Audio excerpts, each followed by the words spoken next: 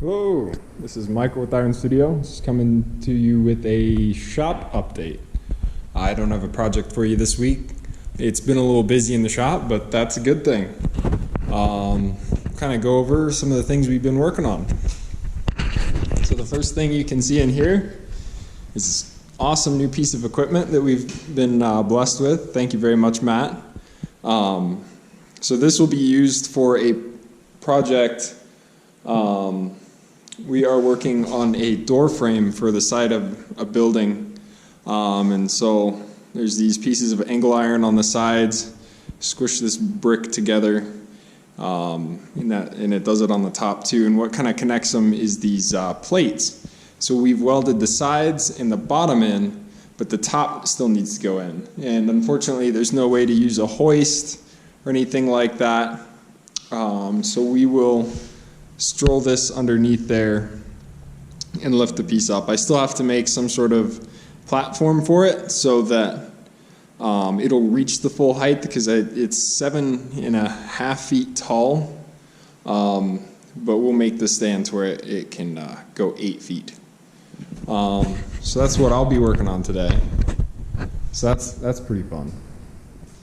And then another thing is we've got this picket section done and finished. That'll be going in a house. The customer had these nice wooden steps that he didn't want to drill into, because the rest of the handrail that he has all these pickets that are just drilled into the floor and set real nicely. But he didn't want this, he didn't want that on those nice wooden steps. So we did this, so the whole bottom of it will be kind of free and floating, but it'll up there and down there will tie into the bottom of the posts, and then that whole section up there will go into the top of the handrail. So that came out really cool. Hope to get that to him here soon. Got a lot of wood post plates done. These go on the bottom of wood plates for, one, they're decorative, and two, they keep water and snow away from the bottom of your posts to kind of keep them from rusting. They have this 1/4-inch plate and then this big 1/8-inch plate to attach it. The 1/4-inch, on these posts, on these wood posts, on the bottom of them, there's these metal brackets. There's the concrete, there's the metal bracket, and then there's the wood post. And so these metal brackets they stick out like a sore thumb. They're kind of ugly. These will cover them up. They'll also keep the snow and water away from them. So that's also finished. That'll be exciting to get to a customer. Next thing is on the same project that we're using this in, we're welding inside. And so what I needed to do was remove the fumes. And so I did the same thing kind of as we have up there that I've shown you in the past, use an inline fan. But I went to Harbor Freight and bought their inline fan, which is, I think it's like $90, but it's still about $60 or more less than the one I've been using up there. And it's actually super quiet with both ends, works super well, and when I'm on the job site I'm using a flux core wire, so I can set this thing up right next to where I'm welding, and it just sucks all the fumes away, and it works super well. I'm actually thinking about, I'd say to go back a couple videos, like I was talking about the one up here, instead of getting one of those, buy one of these. They're cheaper, more CFH, and yeah, quiet, work outstanding. It is kind of hard to attach the 10-inch hose,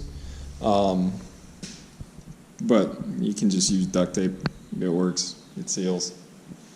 Good enough. The other thing we were working on was texturing some scales for a sculpture in Longmont.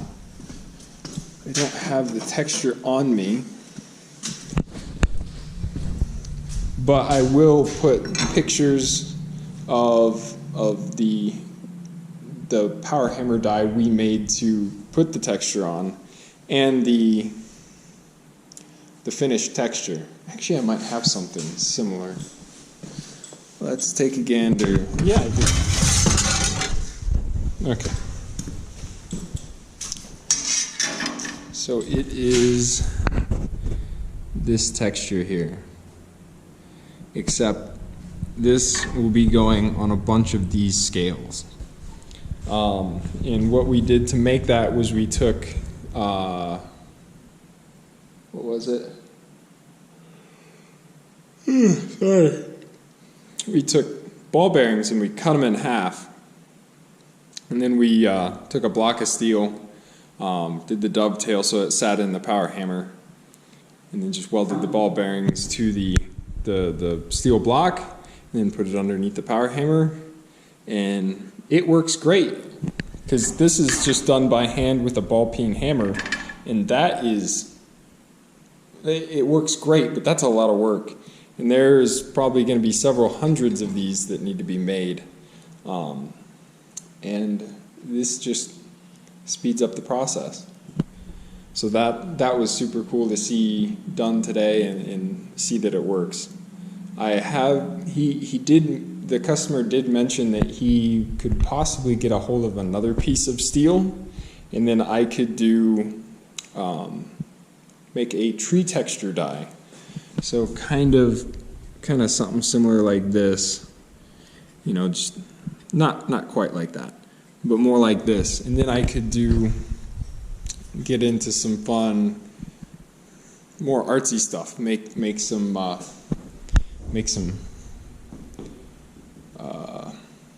wood textured steel, I guess. Because I think the next project I want to make bird bath, but the stand that holds it up is wood textured steel. So I'll keep you updated on that one. Yeah, that's what's going on in the shop. What else can I think of for you? The only other thing I can think of is over here, the door that we're still working on for Holy Stromboli. When you're looking for woven wire mesh, really clarify with your distributor, and this is my fault on my end, get a picture of it first, of what it looks like, because I've ordered 2 sheets of steel, and it was just, it looked like one of them was just kind of like hog panels, so one, you know, they're all straight lines, welded mesh, not quite what the customer was looking for. The other one was crimped woven. I thought it looked good, but that wasn't exactly what the customer wanted. So now we're trying to find exactly what that is. So if you ever look for something like that, or you start looking for a lot more specific parts, try and get a picture of it first, to kind of save you some time. We'll find this and we'll fix this for the customer, and hope to finish it here soon. But just when you're ordering steel, try and clarify, because sometimes things can get, you know, a little off. So, anyway, thank you very much for watching.